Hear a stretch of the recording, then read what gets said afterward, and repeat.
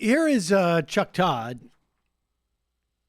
ostensibly questioning Donald Trump about ICE and about what's going on at the border. And here is Donald Trump, of course, arguing that it is, I was just noticing that too. I mean, obviously, look, the problem with Donald Trump has nothing to do with the fact that he's literally bulging out of his suit. I mean, Jesus Christ. But it's noticeable. Just, yeah, how does a guy like this, like, God? Can we get some more Big Macs in here, please? I can't embrace, the whole, it's highly noticeable, and especially in his case, I'm going to say something. Where's my Diet Coke? Where's my Diet Coke? That's a nice counter effect. It's pretty impressive. Strictly fish fillets. Like, I mean, he's wearing big coats, and it's pretty impressive that you can actually see. Oh, I mean, it's it just impressive. makes you think of that grotesque tennis picture that went around a while ago. Anyways, sort of like here's Donald Trump explaining that all of this problems with ICE existed before him. He's not responsible for any of it. And to a certain extent, these problems did exist. They certainly did.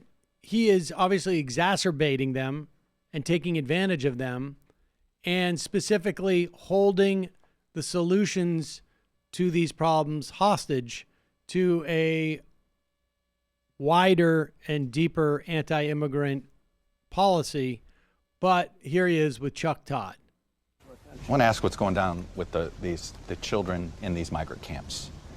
The stories are horrible, Mr. President. You have children without their parents. You have kids taking care of kids. Yeah. You've read these reports. I know people are coming to you. I know you think this is the Democrats' problem. Well, forget it. Why aren't you doing some of it? Are you ready? They are in terrible shape down there, Mr. President. Down in Homestead, Florida, that's where I grew up. The conditions are terrible. I agree. And it's been that way for a long time. Do something. And President Obama built the cages. Remember when they said that I built them? And then it was 1914. Do two wrongs make a right? It was 2014. Chuck, just listen for 1 second. Separation. President Obama, I took over separation. I'm the one that put it together. What's happened, though, are the cartels and all of these bad people, they're using the kids. It's almost like slavery. Well, let's not punish the kids more. more. This has been happening. The kids are getting punished more. You're right, and this has been happening long before I got there. What we've done is we've ended separation. You know, under President Obama, you had separation. I was the one that ended it. Now, I said one thing. When I ended it, I said, here's what's going to happen. More families are going to come up, and that's what's happened. But they're really coming up for the economics. But once you ended the separation, but I ended separation. I inherited separation from President Obama. President Obama built, they call them jail cells. They were built. Let's talk about by what's the happening Obama. now. Your administration, you're not doing you. the recreation. You're not even schooling these kids anymore. You've gotten rid of Pause all it. Okay. Here is.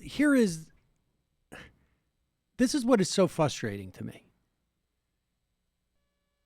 For all of the concern that Chuck Todd seems to be expressing here, he just let the one actual assertion by Trump just breeze on by, and he's nibbling it on the edges, but you've cut out certain services for them. The fact of the matter is this: there has always been separation. If the parents come in with drugs, or there's indication that they're beating the children, and there's been a federal offense that can be launched against them, criminal charge against them, to cross the border the first time is not a criminal charge. It is a civil infraction. During the Obama administration, children were separated from their parents only if there was a criminal charge against the parents. Just like an American citizen. What the Trump administration did is they started to basically say, we're going to criminally charge people for trespassing. Therefore, we need to separate the children. And now these children are going to be considered unaccompanied minors. That's what the Trump administration did. And to the extent that they've ended it, there's a lot of reports that they haven't stopped doing that. That is the key crux That just sort of just flew by right there. It's very frustrating. With all that said, none of it makes a difference because he's not going to do anything anyways. He's talking jibber jabber. I mean, half the things he's saying are complete non sequiturs. 2014. 2014, different things and other things. He started it. I completed it. I completed it. I stopped it and completed it. I completed it and totally stopped it. Continue. Doing a fantastic job under the circumstances.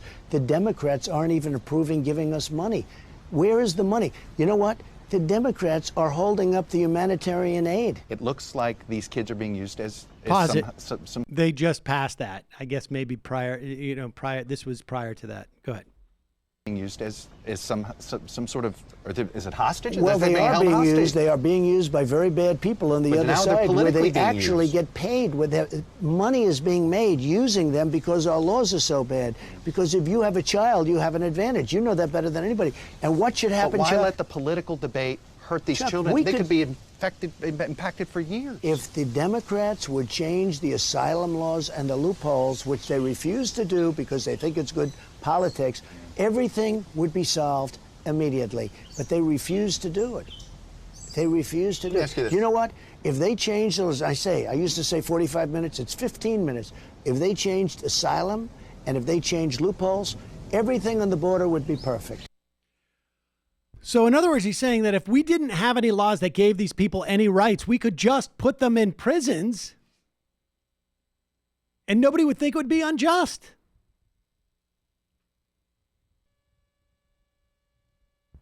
It's unbelievable. If we were just allowed to be inhumane to them, no one would hold us to any type of standards about the inhumanity in which we're treating them. If you strip the standards, then there's no standard to uphold. Logic. This is simple.